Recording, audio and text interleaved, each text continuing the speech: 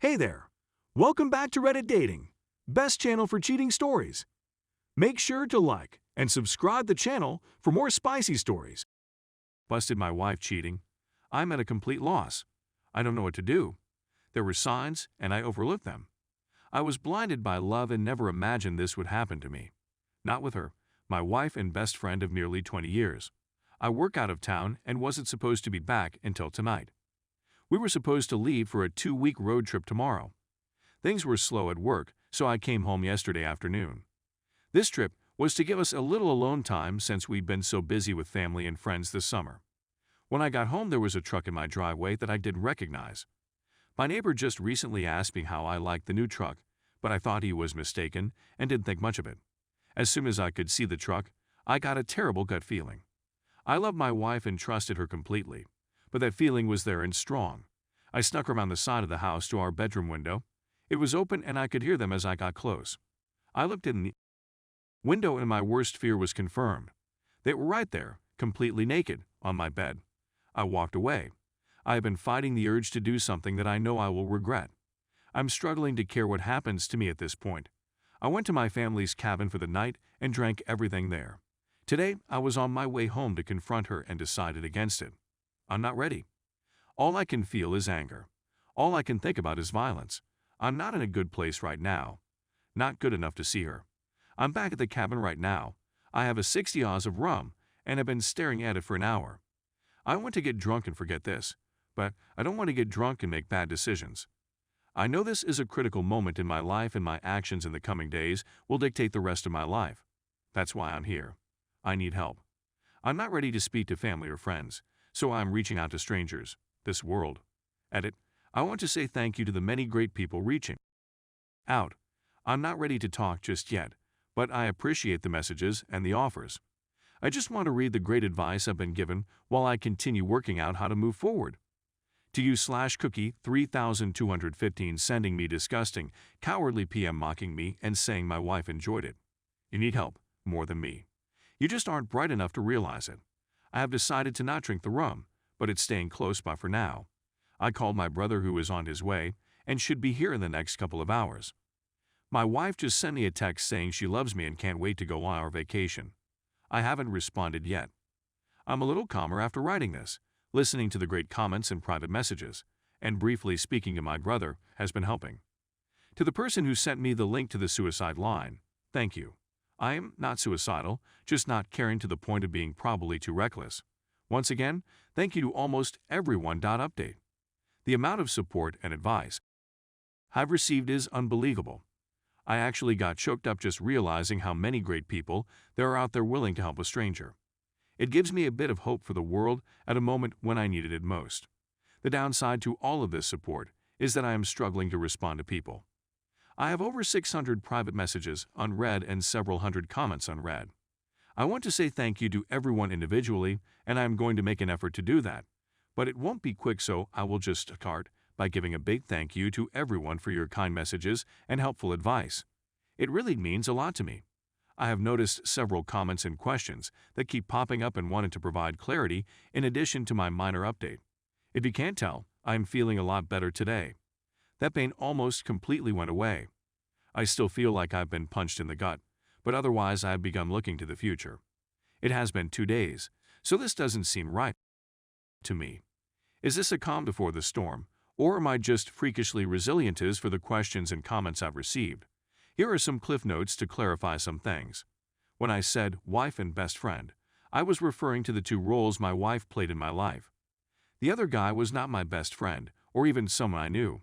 I didn't get a great look at him, but from the quick glance and seeing his vehicle, I don't feel like this is someone I know. We do not have kids.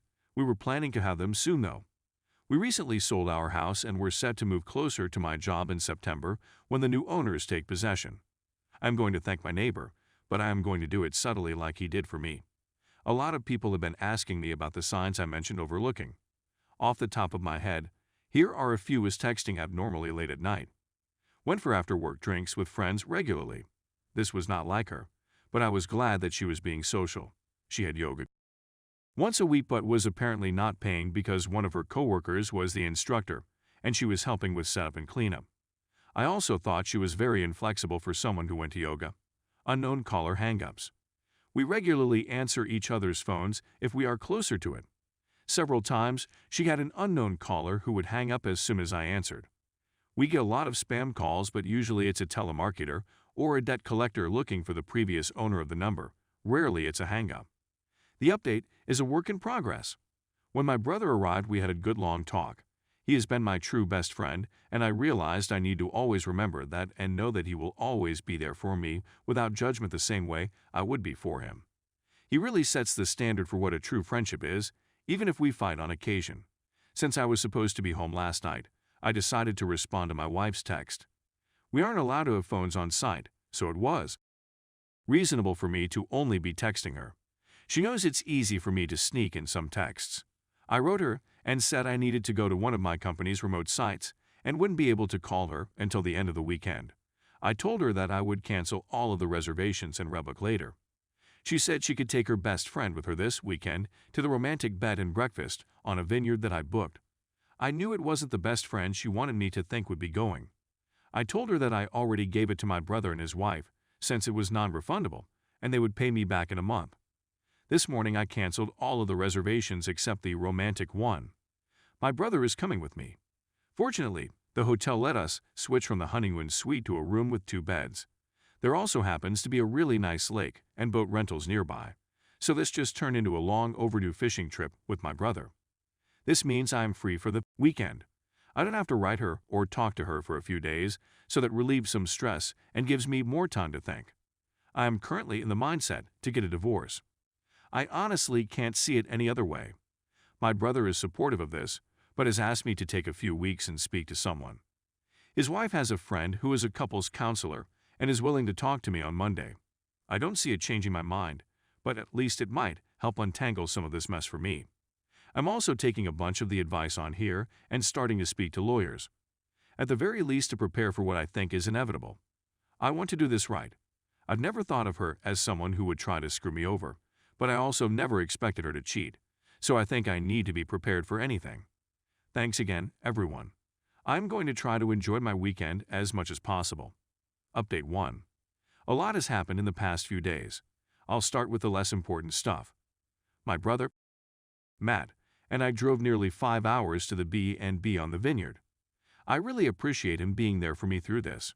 It was more of a venting session than anything, but it really helped clear my head. After spending the better part of the drive whining to him, I just wanted a little alone time while he wanted to go out for dinner. I stayed in the room, and he went out to eat and took me back some food. He also managed to rent a boat for the next day. On Saturday, we hit the water. The owner of the B&B knew about our plans for fishing and was nice enough to pack us a small cooler of food and drinks. It was their way of making the romantic package more useful for 2 brothers. It was a nice gesture. Fishing wasn't good. We both caught a couple of trout that we had to release due to their size, so the snacks from the B&B worked out great.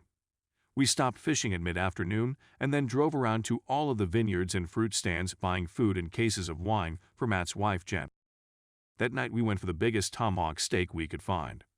On Sunday we drove back to Matt's place. He lives in the next town over from me, which is about an hour away from my place. When we arrived, Jen was there and we all sat at a bottle of white we had chili in the cooler. This is when the weekend officially ended for me. Jen told me that while we were away that she decided to go spy on my wife. She told me that the guy was at my place on Friday night all night, but on Saturday morning she managed to get there just as he was leaving. She followed him home and found the apartment where he lived. My wife stayed over there on Saturday night. The same time she was sending me text messages saying she loves me and misses me. Jen said that she was splitting her time between visiting family who live in my town and stalking my wife. She said that she happened to catch my wife leaving his apartment on Sunday morning and took a few pics of them hugging and kissing before she got into her car. I don't want to see them. That pretty much sealed the deal for me.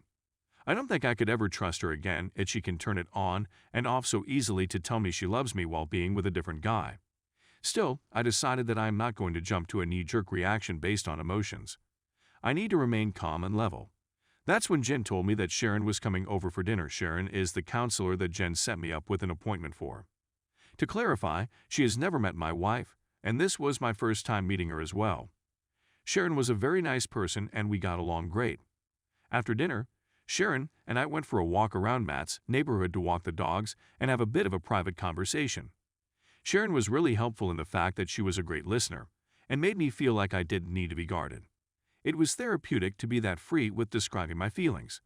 As much as I'm comfortable with my brother, this was just different and very needed. It's the same reason why I like writing this on Reddit. It's a vent session that helps me untangle some of the mess in my head. Our walk lasted an hour and the only real advice that Sharon gave me was to not delay that conversation with my wife. She said that the longer I wait, the harder it will become to talk to her about this. She said I need clarity more than anything at this point, and my wife is the only person that can give that to me. Later that night, Jen and Matt offered me to stay with them for as long as necessary. I know that Matt and I have an expiry period for being in close quarters with each other, so I spoke to my boss who was able to set me up in company housing. I've been staying there every second week for a while, but have to leave on days off. He managed to make it work for me to stay full-time for a few months if I needed. I decided to rebook with Sharon for later this week. I figured our walk sufficed for the first session. She agreed. I spent the night on Sunday just laying in bed thinking about how to approach this. I struggled with this because even the imaginary scenario in my head was making me angry or sad. I decided I would just wing it. Unusually good under pressure. Yesterday I woke up and said my goodbyes to Matt and Jen. I drove towards home and was thinking what if he was there when I arrived. Then I thought that it would likely just put me back in the angry spot I was a few days ago. I decided to do a drive-by first. Neither his truck or my wife's car were there. I went inside and grabbed a bunch of essentials and things I don't want to part with. Mainly just some photos and old family heirlooms. I got them all packed up in my truck and then headed over to the guy's apartment. Her car wasn't there either, but his truck was. I decided to write her to see where she was. She said she was getting groceries. I trust her so little right now that I drove by the grocery store and actually confirmed she was there. I feel so dirty admitting that I did that, but my trust is broken, and it's the only way I can be certain of anything. I wrote her again and told her to just come home because we need to talk. She wrote back, "What's wrong?" I just responded and said she needs to be ready to be honest, and then turned my phone off. She got home 15 minutes later. When she came in, she came over to give me a hug and kiss like she does every time. I turned away from her. She asked me again what was wrong, so I told her that she needs to start being honest with me. She played dumb and said she had no idea what I was talking about. I said, "Okay, if you can't be honest then I am leaving." She started panicking at this point and said, "Are you talking about yoga?" I figured it was a start. I asked her what she was talking about, and she told me that she hadn't been going to yoga. Here's a bit of a breakdown of the rest of the conversation. Me: "If you weren't going to yoga, then where were you going?" Her: "I was taking walks to relax because I've been so stressed lately." Me: "Why were you so stressed, and why did you lie to me about what you were doing here?" Preparing for the move has been stressing me out, and I just didn't know how to tell you. Me: "So lying was the decision you made. What was your concern with telling me that you were going for a walk to distress her?" I didn't mean to lie. I was worried that my stress would add to your stress. Me: "But not stressed." It really seems like you are not telling me everything. Her: "What do you mean?" I think that you're lying about more than just yoga. I'm asking you again to be honest. You've already lied to me, so this can't work if you keep lying. Her: "I don't know what else to say." Oh, are you talking about last weekend when I went for drinks with some friends and came home late? I had a feeling that bothered you. I had no clue that she went for drinks or was out late. I was at work a couple hours away. Me: "Is that what you actually did that night, or was that a lie as well?" Her: "I went for drinks that night, but I didn't see her best friend, who she supposedly was with that night." Me: "Who did you see her?" "No one. I just drank alone." Me: "You drink alone over?" "Yeah, maybe I have a problem." Me: "Maybe. We'll talk about that later." Last chance. Be honest or I'm leaving. Her: I don't know what else to say." Me: "Okay, I'm leaving." At this point, I got up and left. Usually, when we have an argument, I go for a drive to get away from her. She probably thought this was the same. Then she realized I took my clothes and toiletries, as well as the Xbox. That's when she began blowing up my phone. I told her that I gave her a chance to be honest and she didn't, so there's nothing left to say.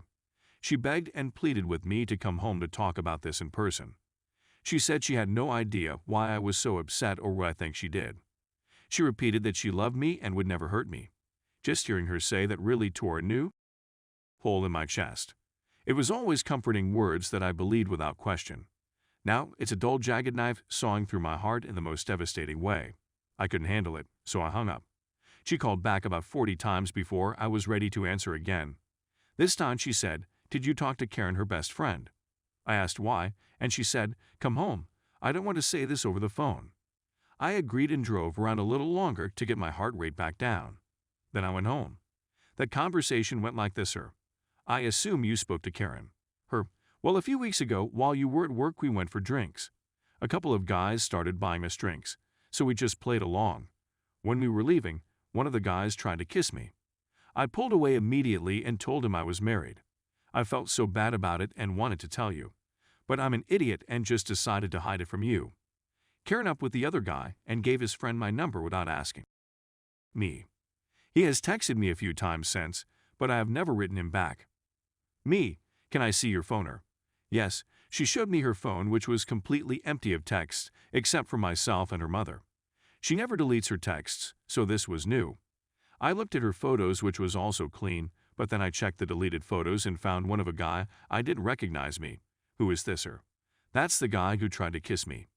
Me, why did you take a picture of him? Her, I was just being stupid. Me, that's not a reason. Why did you take a picture of him? Her, I don't know. Me, is that everything you want to tell me, or is there more? Her, that's all I can think of. Once again, I left. I didn't want to be trickle-truthed. I got in my truck and drove away. She ran outside trying to stop me, but I was already out of reach. I went to the park nearby and just sat on my tailgate and ate my lunch trying to figure out what to do next. While there, I began remembering other things that I should have been more aware of. Things like, I was working a weekend shift and was in bed early. My wife went out to the club with a few of her girlfriends. I woke up at 4 a.m. and she still wasn't home. I called her a few times, but there was no answer. About 30 minutes later, she called me back and asked if I would come and get her. When I picked her up, she told me that they were trying to hail a taxi, but had no luck. A couple of guys that her friend knew stopped and offered them a ride, but wanted to stop at home first. When they got to the guy's house, her married friend went into a room with one of the guys. My wife said she spent some time looking for her, but then eventually gave up and just had a drink in the kitchen with the roommates while she waited. She claims she didn't hear her phone when I tried calling. We fought about this, and she was disgusted by her friend's actions, so she cut that friend out of her life. I thought that was over. Another time, she traveled to visit a close friend in a different city. It was a planned girls' night. There were 4 girls all getting drunk and watching movies in their PJ. At least, that's what I was told. Then she called me around 1 a.m. to say goodnight. We spoke for about 20 minutes, and she repeatedly told me that they were having a great girls' night. Then I heard a guy's voice in the background. I asked who it was, and she denied hearing anything at first. Then it happened again, loudly. She couldn't deny it, so she was like, "Oh yeah, X took a couple of guys with her. Everyone here is super about it. She was drunk and 3 hours away. She left me no choice but to trust her." Again, we fought about that and why she refused to tell me they were there. She promised never to put herself in that type of situation again. Clearly, that didn't stick. After remembering all of those things and the conversations we had about them, I was ready to give this one last shot. I turned my phone back on, and almost immediately it rang. I answered, and she was screaming for me to come home. I drove back to the house. I walked inside and was immediately confronted by her bawling her eyes out.